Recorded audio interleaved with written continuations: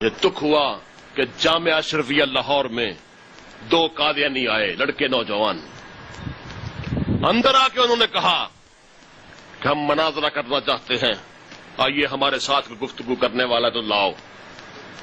ایک نے دوسرے کے کان میں کہا کوئی پتہ نہیں, دوسرے نے تیسرے کے کان میں کہا کوئی بولنے والا نہیں. ایک استاد کو پکڑ کے لائے, انہوں نے 2 منٹ میں پٹخڑیاں دے کے نیچے رکھا اس کو.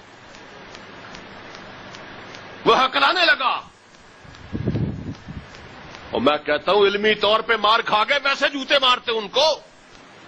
جب وہ دونوں باہر نکلے تو دونوں نے وکٹری کا نشان بنایا ہوا تھا, اور پوری جامعہ کے اندر جہاں سے لے کر ان کے باہر سڑک تک انہوں نے وکٹری کا نشان بنایا ہوا تھا. اس وکٹری کے نشان کو بھی کسی نے نہیں توڑا.